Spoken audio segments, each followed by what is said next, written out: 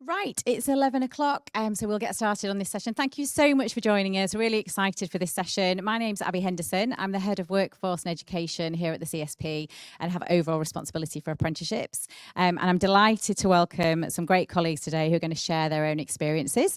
So I'm going to hand straight over to Dougie Lachlan, who is an education consultant for the CSP, and he's going to kick us off. Thanks, Dougie.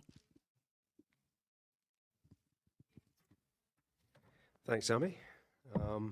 And thanks everybody for taking your time out in what is a fantastic schedule at this weekend's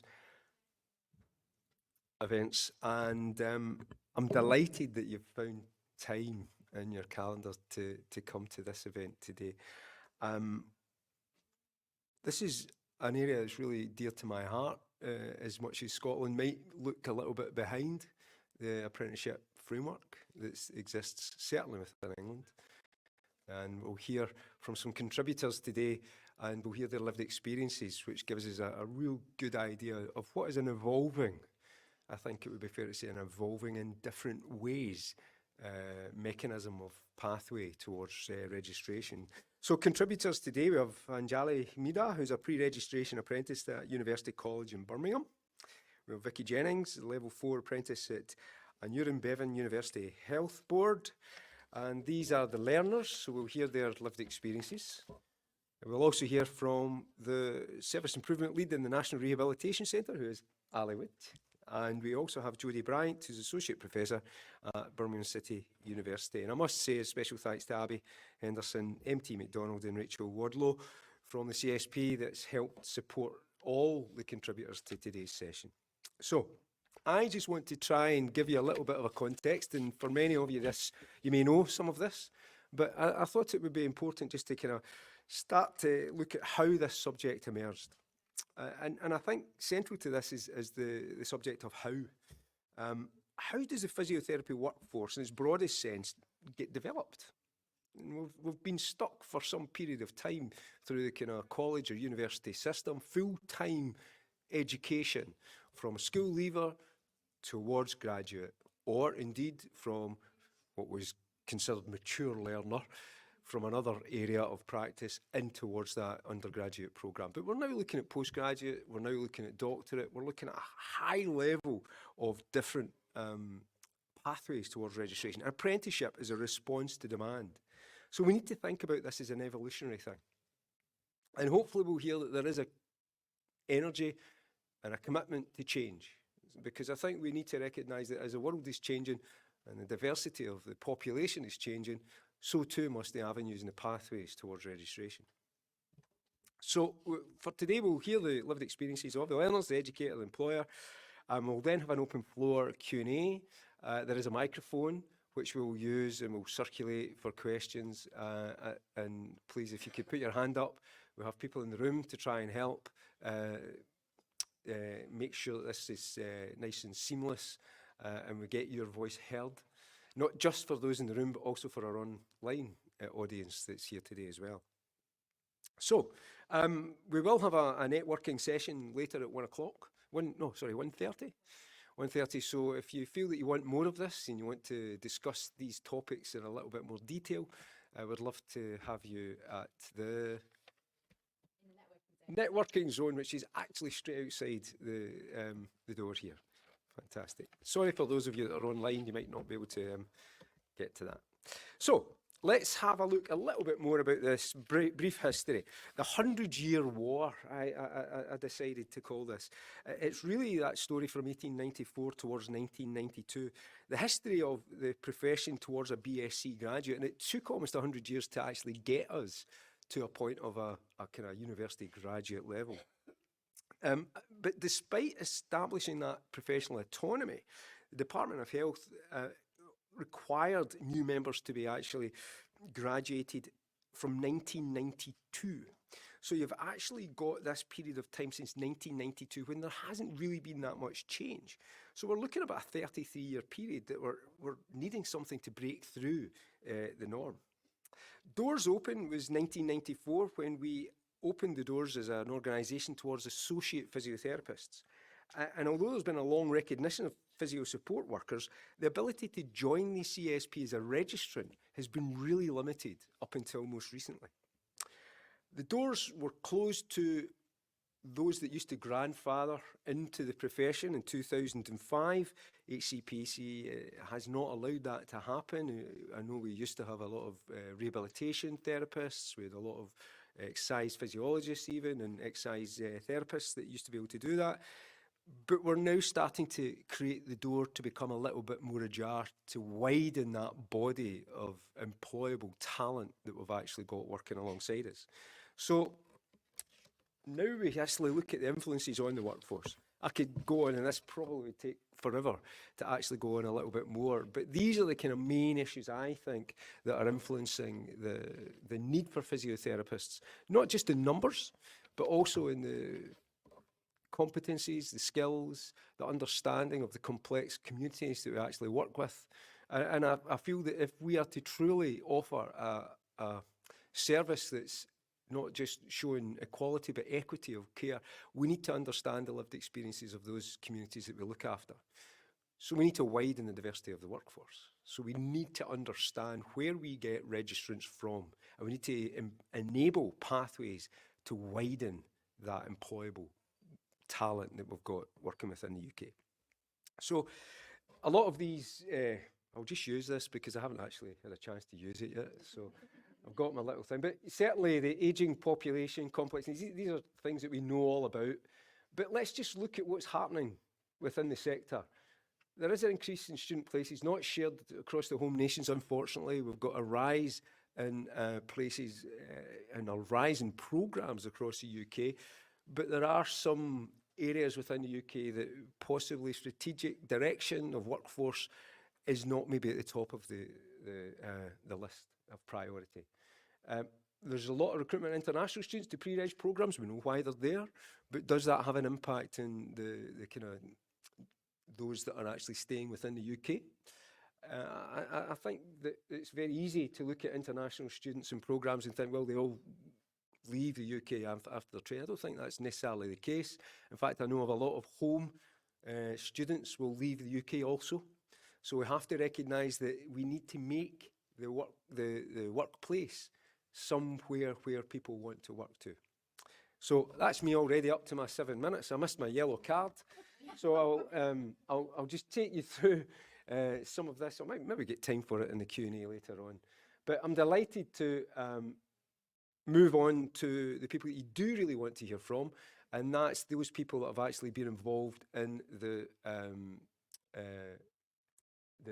pathways themselves. So first of all, we'll introduce you to Vicky and Angie.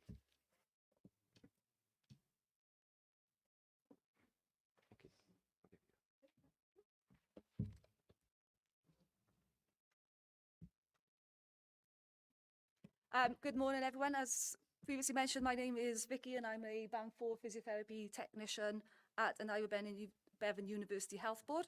And I am currently completing the Agorad Level 4 Therapy Assistant Practitioner's Apprenticeship. And that's being run by the University of Wales, Trinity St David's. This is Angie. She is a AHP rehab assistant working in Birmingham Community Healthcare NHS Hospital. And she is currently completing the Level 6 apprenticeship at the University College of Birmingham.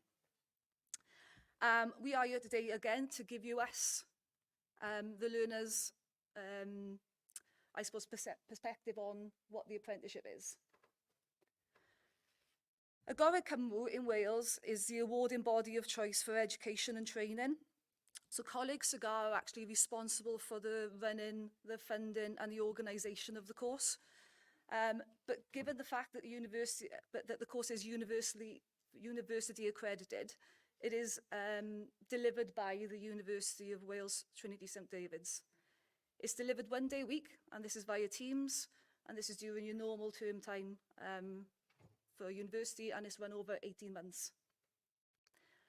Unlike the Level 2 and 3 Agorad that's been currently run, which are more work-based observations and workbooks, the Level 4 is far more academic, based on assignments, presentations, and service improvement projects. This course is very unique as it's designed specifically for people that are already working as support workers and who want to develop their career and become Band 4s or even Band 5 therapy assistant practitioners. Here is just a few samples of the topics that are covered, and I'll just give you a quick rundown of what we required during that. So the role of the TAP, we had to do a 500-word essay on patient-centered care, a 10-minute PowerPoint presentation on leadership, and 2 marked one-to-one academic discussions.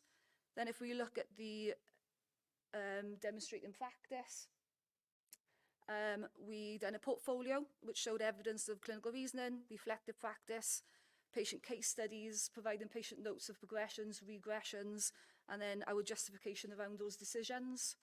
And then finally, for the research and development, we done a 3,000-word report where we had to compare, contrast, and analyse research literature and journals on current and historical management of a condition of our choice.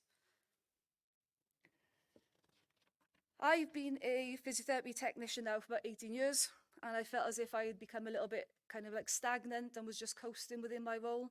I just needed to reignite my passion for my role, and I think this course has given me that. Not only has it given me the confidence to stand up and do kind of things like this, it's also given me the confidence to lead, participate on service improvement projects. I'm more confident in treating patients, knowing that I'm providing them with the most up-to-date and clinically relevant information that I can. My mentor and my team have also commented on how I'm providing a far deeper insight into my clinical reasoning and my self-reflections. I definitely thought that I'd reached my potential within my role, but by completing this course, it made me realise I've only just scratched the surface. And I see that this is a portal for me in developing from a Band 4 into possibly a Band 5 rehabilitation specialist post within my discipline that I'm currently working in. I think the last slide speaks a little bit for itself and kind of feeds into the last slide a little bit. But there are a few ways in which I think the workplace benefits from providing your support workers with this opportunity. Firstly, for me, is most physiotherapy disciplines do not have a training programme for their support workers, so the skill level can vary very widely. But attending this course, we almost create a standardisation of skill across the board, making implementation and delegation of tasks far easier. Secondly, as services improvement projects, as I previously mentioned, I have designed, researched and implemented a change of practice within my trust, which has resulted in a substantial drop in new patient referrals that need to be assessed by a HCPC qualified member of staff. This is allowing for better management of our waiting list. Thank you for listening. I will welcome any questions later, but for now I'll just hand you over to Anjali that'll talk you through the level 6. Thanks, Vicky. Hi, everyone. I'm Angie. I'm on the level 6 apprenticeship at UCB. So to complete an apprenticeship, these are the basic qualifications that you need to get on the course. If you don't have this, doesn't matter what else you have, you're not getting on. There is a little bit of disparity with this because some courses or some universities and some employers will let you on the course according to the apprenticeship mandate, as long as you complete the level 2 or GCSE equivalent before the end of year 3, you should be good to go. So we just kind of need to look at a little bit of uniformity across the board with that. The course itself, for me, oh God, a day at university. I attend 1 day a week and I have 2 3-hour lectures in that day. So imagine my direct entry route colleagues are there a little longer in the week than I am, and I have to cram all of this in 1 day. So currently the modules that I have are MSK, where we're looking at lower quadrant complexities. That's 3 hours in the morning, so it's quite intense, but also you just kind of get into the swing of things and get on with it. In the afternoon, we're currently doing research, which is very interesting. So you can imagine what the end of my day looks like, home and crash. Exam prep is actually, from an apprentice perspective, it's amazing. I get to prep at work with my mentors, my educators, and my colleagues. Real life scenarios, I'm actually completing subjective assessments under supervision. I get to talk about anything that I'm not sort of confident with the physiotherapists that are on hand, which is absolutely fantastic. So it's really putting that theory that you're learning at university into practice. My skills as a rehab assistant really help with placement. We use the same CPAF form that direct entry route students use, so you can imagine when it comes to the soft skills, probably get marked a little bit nicer. So yeah, it is definitely an advantage, and I just think the apprenticeship route is great for this. At work, we have a very unique a thing going on at BCHC. I don't know whether any other trusts across the country do this. If you do, please come and find me later. I'd love to talk to you about it. We have trust internal rotations for apprentices, which are very similar to your Band 5 rotation. So every 12 months, we go into different environments. So far I have been in falls and fracture prevention, inpatient neuro rehab, and I'm currently in learning disabilities. So picking up lots of wonderful skills, which will come in handy for when I'm ready for those Band 5 interviews next year. Oh, scary. So our placements, we're a big rehab trust, so we try not to have our placements in areas where we've already rotated, just so that we can get a wider skill set. But also, in terms of rotations, they are negotiable. If you're not comfortable working in a certain environment, then we sit down, have a little chat, and see if anyone's up for swapping, or we just don't put you in that environment. So yeah, we're really trying to build a nice, safe environment for everyone to learn and grow. So really, finally, it's all about balance. It's really important that you work out what suits you.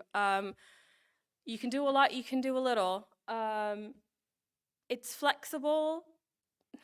Does eat into your own time a little bit, but you know, it's not restrictive.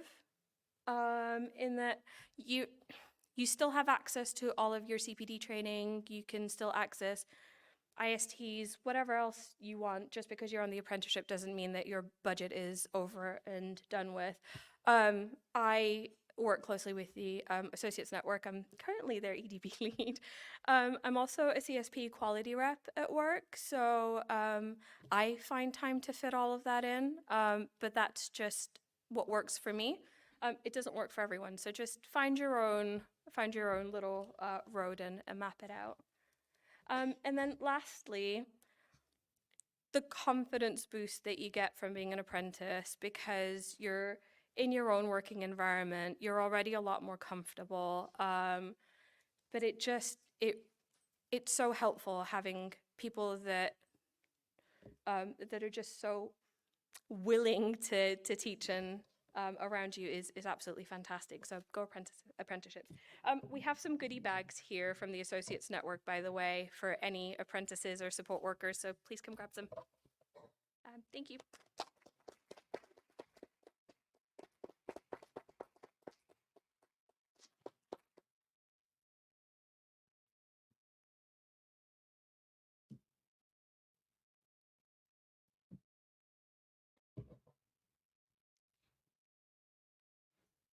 Thank you. Good afternoon, morning, still not really sure. Morning. I'm Jodie Bryant, and this is... Hi, I'm Ali Wilt. and we're going to talk to you about the journey that we've been on over the last couple of years, developing a rehabilitation assistant practitioner apprenticeship and the collaboration between the university side and the employer side. So the first thing that we want to say is a huge thank you to the CSP and also to all of you for letting us share the journey that we've been on. It's been a long couple of years, a brilliant couple of years, an interesting couple of years, and I would say a learning cliff rather than a learning curve at times. So thank you very much. The objectives in terms of the presentation is we want to talk a little bit about the background and the history of why this has come about, and then what the concept, or what our concept of what a rehabilitation assistant practitioner looks like, the journey that we've been on, the product that we've created, which is constantly being modified and developed, and then our reflections a little bit on the process and the kind of challenges and the benefits and all those things that come along. So, in terms of the history and why this came about, so we all know from loads of the presentations that are happening today, but also from our own clinical practices, that there is this lack of long-term sustainable rehabilitation, and some of the issues that Doogie talked about earlier around how we can try and make our workforce more sustainable for the future. We also know that we are in, and we are still in, I think, a post-pandemic pandemic of where rehabilitation hasn't happened, the management of long-term conditions and elective care, and we're still, and we will for a long time, be struggling with trying to make sure that we're building up those rehab services and giving patients and their carers the rehabilitation that they need. Also, with the bringing in of the NHS long-term plan and the workforce plan, it's talking about prevention and rehabilitation being key themes, but also about trying to work differently. So thinking about different ways that we can kind of plug the workforce gaps, but with new roles emerging, and we see this as an example of that. We also at BCU, as I'm sure the HEI colleagues have in the audience, a real commitment to try and widening participation into higher education. And obviously the apprenticeship route does that, but the apprenticeship route in terms of supporting into non-registered courses is another way that we can do that as well. There's also a big push, as we know, by this session today and by lots of funding that's recently been released for there to be a big increase in apprenticeships, which I think is fantastic. I wish that apprenticeships had been around when I trained. Sorry, Carolyn. Because I would have loved to have done my degree as an apprentice, but they didn't when I did mine, which is a shame. But we also need to think about significantly increasing the number of apprentices that we have, and then the number of training slots and sessions that we have for those apprenticeships, and different pathways and different routes to allow people to get to the level that they want to get to, whether that's a registrant or not a registrant, it doesn't really matter. I'll hand over to Ali for a minute. Hi, so yeah, I'm here and I want to first of all explain, I suppose, where the vision for this role came from and how we then decided to come upon an apprenticeship to deliver it.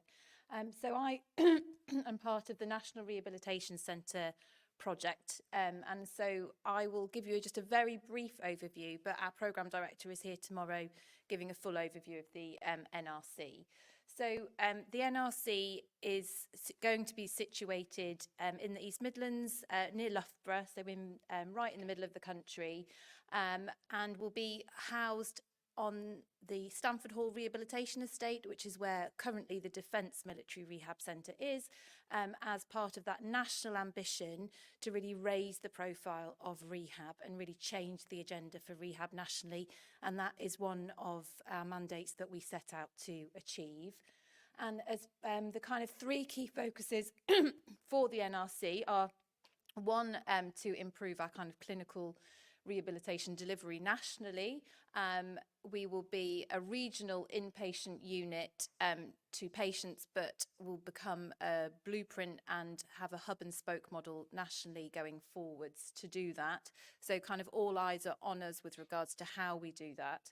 And also within the building will become our National Research and Innovation Hub and our Training and Education Centre, and we are affiliated primarily with Nottingham University and Loughborough University, but also have a whole consortium of universities involved with us, BCU being a very important partner in that. Okay. We move on. So how are we going to be able to improve that clinical delivery? As we all know, we have a current challenge with regards to workforce, and our rehab delivery over the past probably 10 plus 20 years potentially, our rehab services have been depleted, our rehab spaces are being depleted within the NHS. So this is the kind of catalyst for change nationally and hopefully internationally as well. And the NRC has looked internationally with regards to best practice and gone to kind of international comparators to see what that is and to try and learn from those experiences to try and help create and deliver that service. So within that, you'll see here we have kind of the key things that we're going to do. I want to just focus particularly today on that new role part and the intensive day part, both of which the rehab assistant practitioner will be paramount to. So as part of the NRC's education and training incentive, we are going to create this skills escalator. So if you see on the right hand side, we have this real ambition to be able to support our workforce through this skills escalator from that entry level as a rehab support worker without any kind of formal educational profile, all the way up, if they wish to potentially being able to be an AHP consultant and us to be able to support the education that comes alongside that. And you'll see we have aligned ourselves with this rehab AP role at that level 5 educational component, and that will enable the member of staff to come out with a foundation degree, which Jodie will go into more detail about, and there will be a band 4 from an NHS profiling perspective. So what we hope from that is that then they will then be able to, and this will again be our work along our academic colleagues, is that then that will give them a platform and a stepping stone up the ladder if they so wish, but also if they want to stay at a rehab AP level, that is absolutely equally fine and welcome too. So I think Anjali mentioned this earlier around that kind of national need for alignment and standardization of this kind of this level of the workforce. So there's so much disparity in our kind of assistant workforce generally, particularly the band 4 level of workforce with regards to what the requirements are for that. And we would like this to again be that kind of catalyst and stepping stone to for that proof of concept, and also that the educational component alongside it to justify and validate this kind of essential part of our workforce's knowledge and skill. The other important part of this role is to try and achieve the NRC's ambition of a 24-hour rehab model. Doesn't mean that the rehab APs will be doing night shifts, but it's trying to instill that knowledge and expertise into the workforce to create a longer rehab day and to share and impart that knowledge throughout the whole MDT. One other aspect that this role is trying to achieve is to cross professional boundaries. So they're not just a physio assistant, they're not just an OT assistant, they're trying to work across physio OT, but also really importantly to try and also cross in and have those kind of key nursing skills too, to enable that rehab to step outside of just therapy, which I think is paramount to trying to really achieve that 24-hour model. So with regards to competencies for this role profile, what I kind of did at the beginning was to think, okay, well, what do we want this role to do? Really try to break it down to a day-to-day practicality side of things with regards to what we want this role to achieve. And I built a competency profile for that. And that's what we then used to take into our procurement process.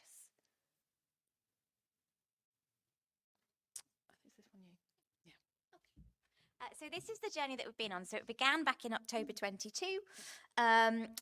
The request for a HCI to deliver this course was put out through Salisbury, which you may or may not have worked with, and we went through a tender bid and an interview process.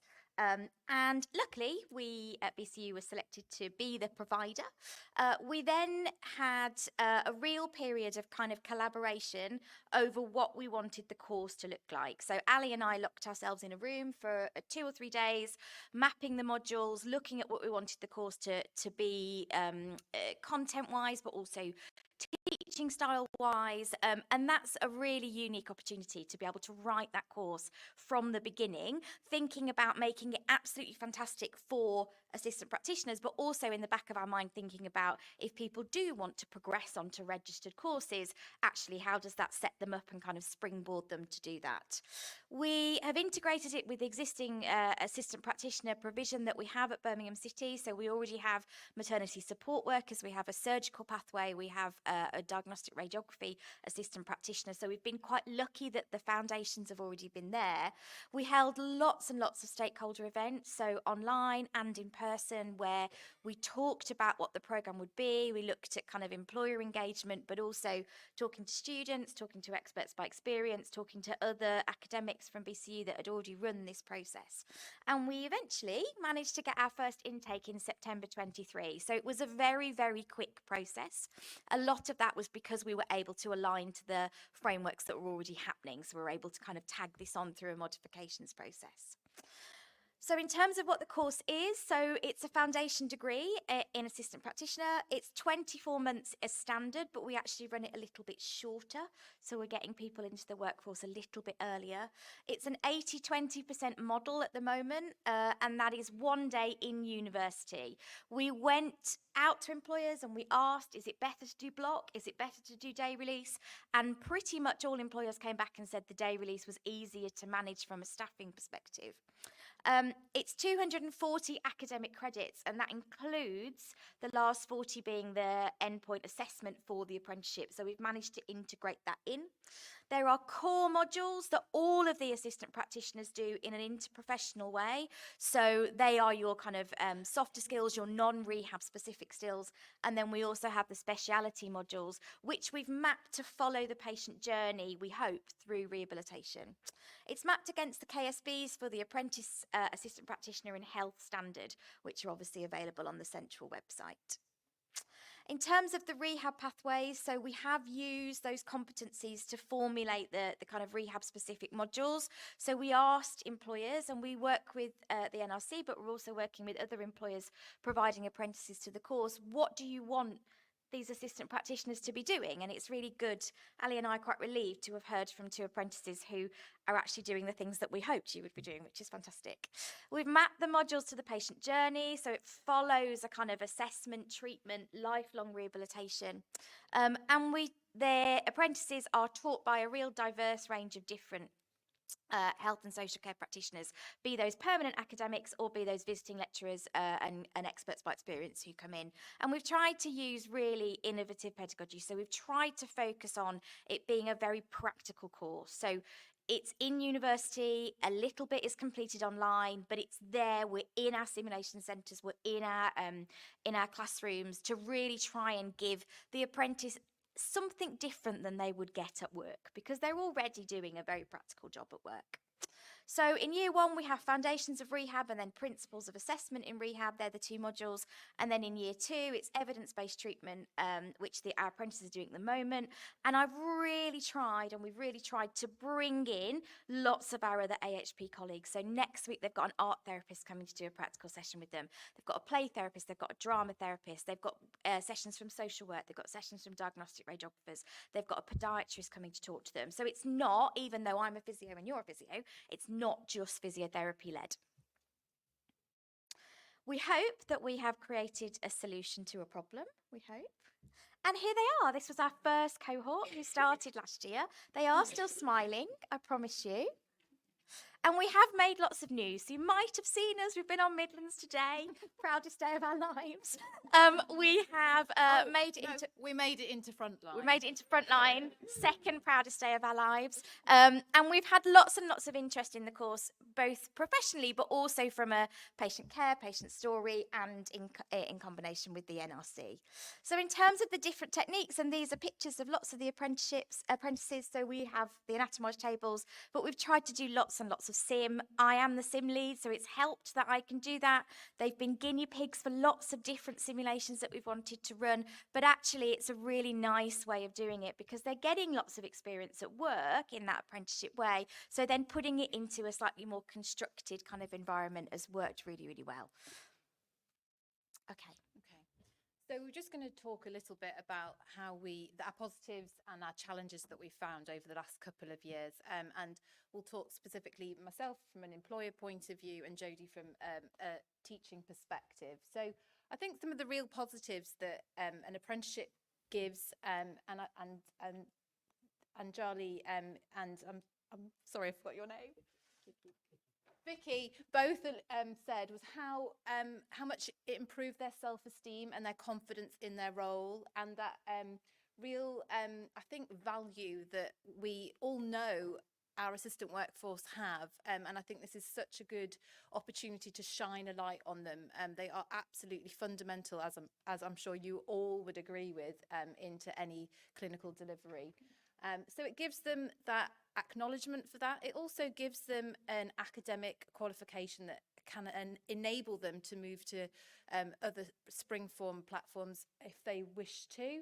And also, my hope is that it will give us then that assurance and that standardisation of what our Band 4 workforce are. This also, I would say, equally is one of our challenges. Internally, we still have this issue in that we have some people going through this route, and then still within our own trust, we have other Band 4 roles with no requirement to fulfil academic counterpart qualification. So there's work to be done in that area. But the idea being that I think if we all know that the staff members have gone through this educational programme, it will give them that consistency and that assurance for you as an employer of their knowledge and skill. The other challenge I would say is that instigating that cross-professional boundary working, particularly we're finding that challenge with our nursing colleagues.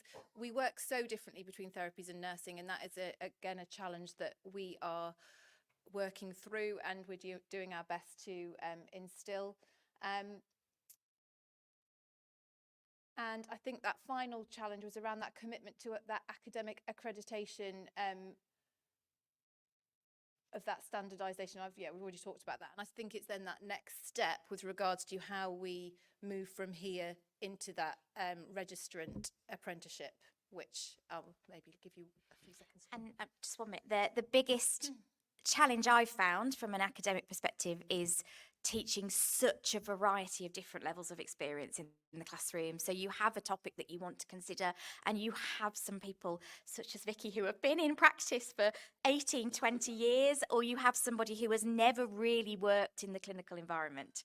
That's the biggest challenge for me. Thank you very much.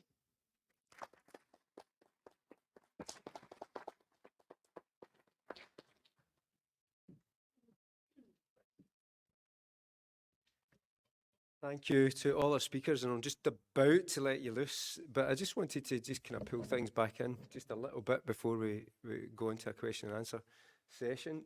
And it's really just to kind of look at some of the kind of strategy that sits behind this. And I'm not expecting you to read this, by the way, but the strapline here is about a confident and influential physiotherapy community.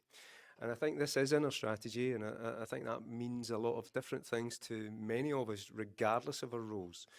But what we're trying to look at here is a sharing.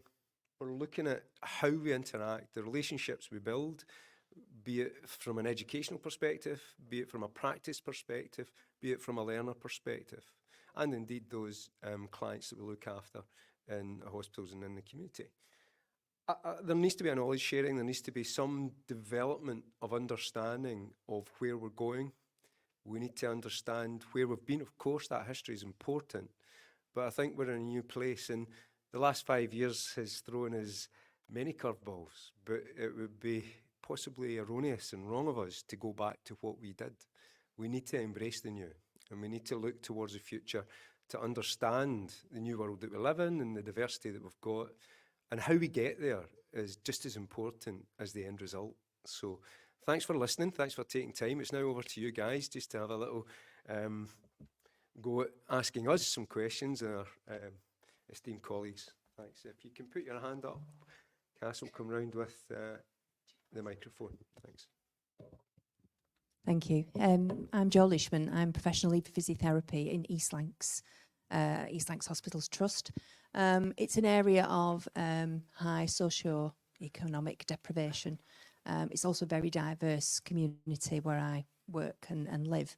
I'm a huge advocate for apprenticeships, but I'm conflicted and frustrated at the funding model around the apprenticeship scheme. I don't know whether anybody has experienced the same thing, but if I have graduates who are coming out, and I'm actually oversubscribed with graduates coming into places, and I have to make a choice between whether I recruit those graduates, brand new, and they can come straight into a post, or support an apprenticeship programme, and with the gaps in the capacity that come with that. That even though I want to support, and I'm, as I say, a huge advocate for apprenticeships, it's very difficult decision to make around that. And I think I've only got one, which is with the current financial climate, to make the decision to go with the graduates that come out of university. Thanks very much for that point. I'm sure it's shared across the room as well. Speaking as someone from north of the border, we don't even have a funding model for an apprenticeship at the moment, so you're one step down that path than we are. Ali, I wonder if you want to answer that from an employer's perspective, how you meet that dichotomy of need and desire to develop, but also how it exists within the current framework of funding. Is that quite a difficult one to do? I think that's a very difficult question to answer. So I completely feel your pain. So for those of you that don't know, trusts get an apprenticeship levy, which covers the educational component, but there is no backfill cost for the time that the apprentice is in their 20% off the job. So in a way, you're losing your member of staff for a day a week. That's what it works out to be. And there is no financial backup for that. So we decided to take that jump, but I think we're in that quite lucky position at the moment in that we have the NRC pot of money to do that, and our staff at the moment are supernumerary to our current workforce. I know in the wider trust within our therapies teams, they're having the exact same challenge as yourself, with that they want to invest in the graduate apprenticeships, but it's just not viable really at the moment because of the funding problems. So I don't have the answer, I'm afraid. We need to ask Keir Starmer maybe to help us with that. We have a question up top. Thank you. It's not really a question, it's an observation that I don't think we should just discard what we've done previously. In 1998, I set up a full-time, part-time physiotherapy degree. All the students were working, so they were all assistant physios or what have you. All the employers got backfill funding. And it widened, we'd had a very diverse group of students on this programme, and it was embedded within the then, I think it was North East Thames that sort of supported this development. So we have done some really innovative things, and actually I am a supporter of the apprenticeship model, but I think it has got some massive funding challenges for employers. And so we have previously had a model in which employers could be much more confident about supporting because they got backfill funding. So I think we've sort of forgotten some of the innovation and development that we have done in physiotherapy education that, due to sort of political changes and things, has dropped off the radar because of different funding sources. But let's not forget that we actually have done a lot of innovation. The development of master's pre-reg programmes was a way also to widen participation, because we nearly always got people who hadn't got into physiotherapy degrees when they left school.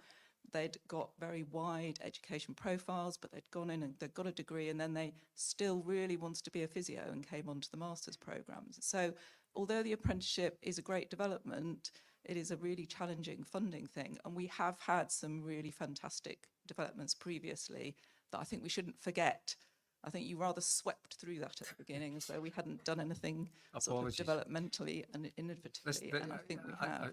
totally So- respect your point, and that wasn't to disrespect that innovative practice from years gone past. It's merely to recognise that we are in a changing world and we do need to look differently Oh, at absolutely, a suite but of programmes. The work-based learning routes were fantastically successful, particularly actually in occupational therapy. You Absolutely. could come into Essex and nearly the whole of the Essex OT workforce have been through a work-based learning. Which is why the history is degree. so important. It's So- important to educate us into the pathway forward. So absolutely, we're looking forward and learning from the past as well as from the future.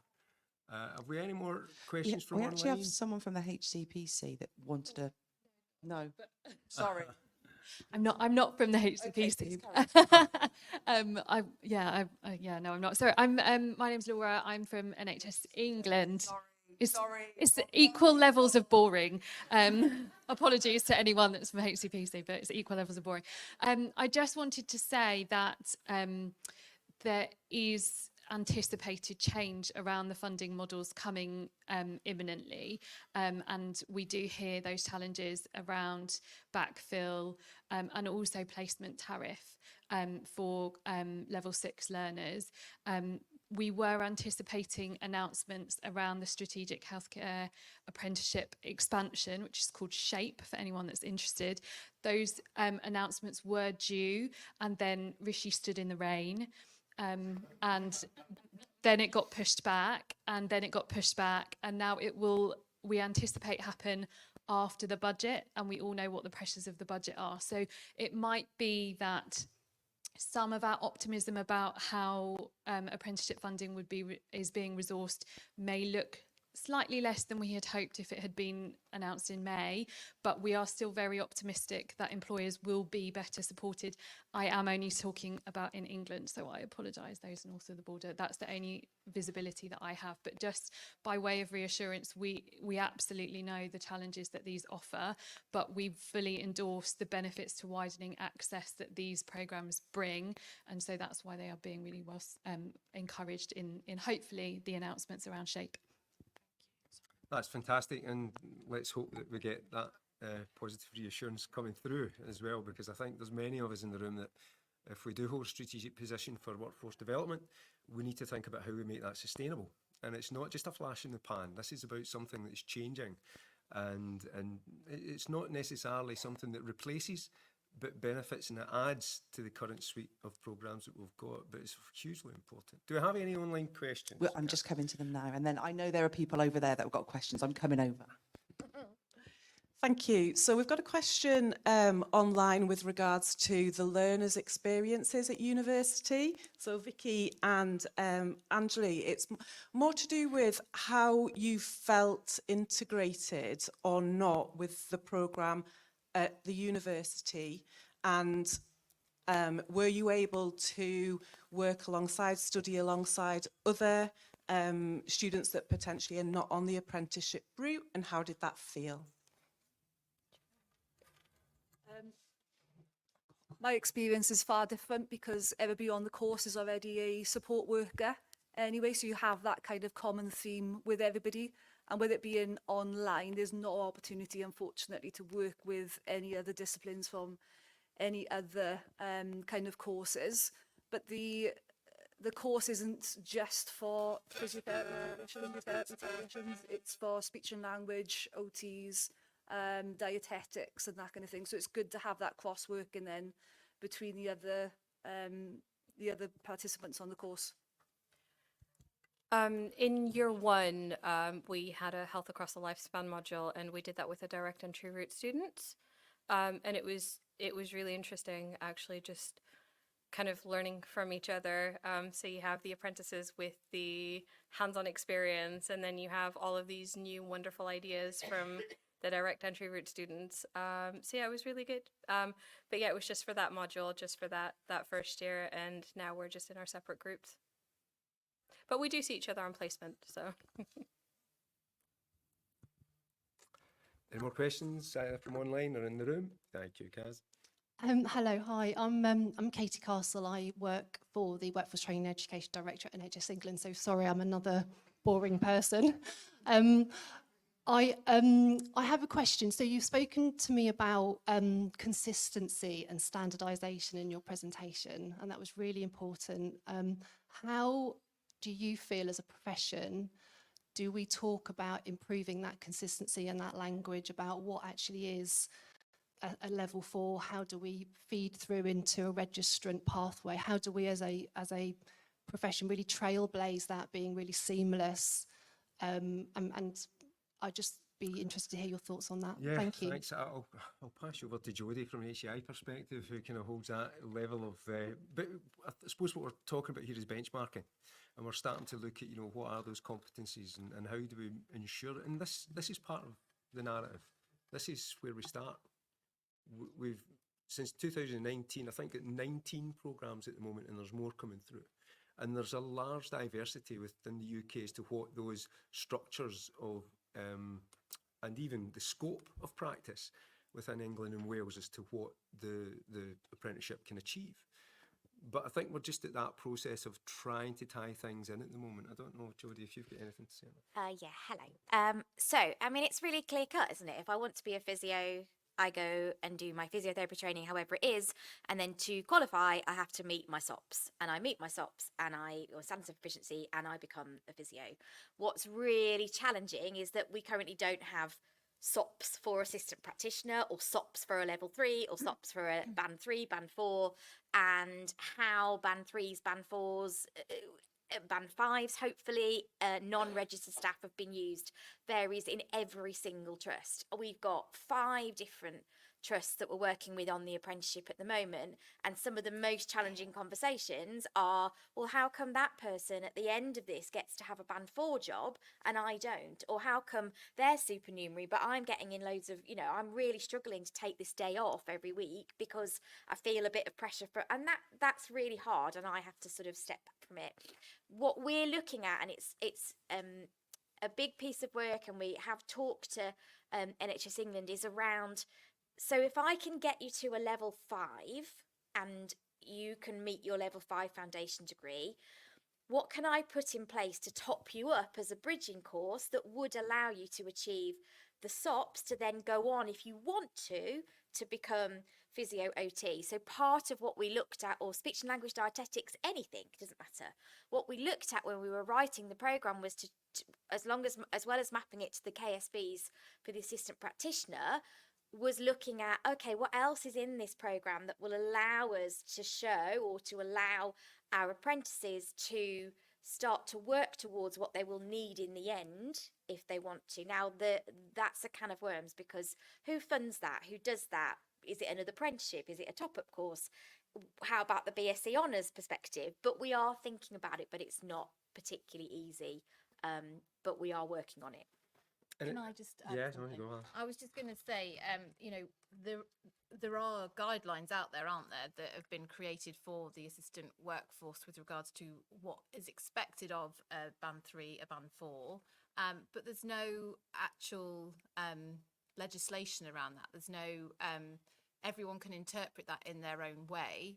So I think unless it kind of comes from NHSE down, or from powers that be down, for trusts to enforce that those, I suppose, like, competencies are met before you employ that member of staff. So we're going to have to, at the NRC, even though we have this amazing profile and apprenticeship with BCU, we're going to recruit 20 band 4s, and we won't have been able to get them all through this programme. So we will potentially might need to look at recruiting some band 4s without the apprenticeship model, which part of me feels very uncomfortable about, because I've been so fundamental in creating this role. But our plan is that we will use our competencies as a way of assessing that. But that's just what we've decided to do. And actually, in a way, yes, an apprenticeship is one way through, but we do have those lifelong learners like Vicky, who do have those skills and knowledge that actually can absolutely justify being a band 4, because they have learnt that on the job through 18 years of practice. Or we have an apprenticeship route where we can have an accelerated model for those early younger learners who potentially haven't got that lived experience, as another way through to come to that same endpoint. But at the moment, we just don't have, for that first scenario I was talking about, we just don't have that, I suppose, that assertion or that that mandate that we, I think, need. I hope I've made. No, again, this is evolutionary and it's developing. And I think a lot of this is to ensure that, I suppose, the CSP as a body is recognising that diversity of programme. And I think it's right at this point to have that evolve out of the needs of the local communities and the health services and social care services that serve that community. Because communities are different, whether you're rural, whether you're in an urban area, the needs and the skill sets and the competencies possibly slightly change. The funding model, as we talked right at the very first question, is likely going to dictate that. And I think, you know, unless there is a centralised funding pot with standardised course structure, I don't really know how you enforce that level of standardisation. But as an academic, I maybe don't want that. I want a rough guideline, but I want it to be slightly loose around the edges so that the programme develops for the good of that community in which it serves. And I think the needs of those communities are likely to be different, and therefore the programmes and pathways to registration, the skill sets and the competencies of those learners towards registration need to be different as well. Kaz, we got time? Time for one more? Yep. Thank you. Mine's a bit of an observation, really, and I really welcome listening to your lived experience of support workers and the programmes that you've developed, and especially the assistant practitioner. My name's Lorraine Allchurch, and I'm a lead AHP support worker, but an assistant practitioner in clinical practice. And I think what we need to be really careful as a profession here is that we don't devalue the support worker in this, because actually this degree apprenticeship route is not a pathway to a registered route. The support workers that want to remain as support workers, and we see it's happened within nursing, and I just think we're at a tipping point here and we need to be really mindful of that. Thanks. I'm so glad you said that, because I think part of this conversation is not just about the element of becoming registered, it's about developing a structure of CPD all the way through, and developing that talent isn't just about skill set, about advancing, because not all of our employees want to advance through that career development framework, but actually we want every individual that we work with to feel part of something, the identity, the belonging, the reward and the respect of others. And I think that's where that kind of development of those that are actually still within that support role still needs to be recognised and valued. Thanks. I lied. We still have some time for one more. Sorry, thanks. Just as quite a kind of specific question on running it. It's just, we were talking about like different areas in the country and how it's different models need to be applied to them. If you're getting, and I don't know if you have any experience of this, of getting apprenticeships from more rural areas where they maybe don't have access to the larger clinical sites with the range of specialisms within it, have you found any challenges in giving them exposure, those apprenticeships, to the kind of range of rehabilitation experience that you want to? And are there any kind of approaches you've had to take to look at them, or whether it's moving to a different trust for a short period, or I don't know. I'm just interested in seeing, have you had that challenge at all, or has it all come from large urban areas where they have access to a range of different specialisms? I can only really speak for the table, David, thanks. Obviously, you know, we've had very little experience of that in Scotland, and we look towards our English and Welsh counterparts to maybe lead the way a little bit in this. Have you guys, would you like to answer that? Yeah, so predominantly our apprentices are coming from our big urban trusts predominantly. However, we are getting more interest from more rural trusts. Now, I think the thing about the assistant practitioner apprenticeship is that lots of our apprentices will just remain in their post. So they don't necessarily want to rotate around. We have rotation models, so Nottingham have a rotation model. I have Coventry and Warwick and Standwell and others who don't. They stay in their trust. What we are looking at as well is encouraging apprentices in their off-the-job time to look to swap. So if they work in an adult day centre, for example, they may swap with one of our apprentices who works in paediatrics and go and spend some different time there. It kind of depends upon what the apprentice wants. And then also, because we're not mandated and stipulated in terms of hours or exposure, etc., they can take time out to go into other areas, but it literally is so dependent upon the employer and the exposure that they can get, depending on what their service is, what their trust is, etc. I know certainly in Scotland, despite the lack of any kind of funding for this approach, speaking to the HP directors, there's a real there's a feel that they want something, especially the remote and rural areas, because of the recruitment and retention issues that they've got. So this is certainly something that needs to be explored a little bit further. But thanks to everyone for your questions. We're going to wrap this session up. Thank you to all our speakers and to all the assistants who've been going around the room. If this still interests you and you want to have more conversation on this, please come to the networking area just outside this room at 1:30, and we'll see you there. Thank you. Thanks to Dougie for chairing. Thank you so much. Can I just give one shout out to a piece of CSP work that will be coming across your doors at some point? We have commissioned Skills for Health, who are actually really have been really instrumental in the apprenticeship agenda within England, to do a deep dive of degree apprenticeships in England over the next coming months. So this is about really trying to understand so many of the issues that have come up today. Is the funding model right? How are the HEIs and employers working together? What are the employer needs around apprenticeships, for example? So do look at, we will be relying on you guys to help us with that insight. If you know now you'd be interested, please come and grab myself and Anita Watson, who's the programme manager at the front, and you can flag your interest to us now, but otherwise it will be coming out through usual CSP comms, so look out for that. Thanks so much. Go and enjoy the rest of conference. Okay, guys.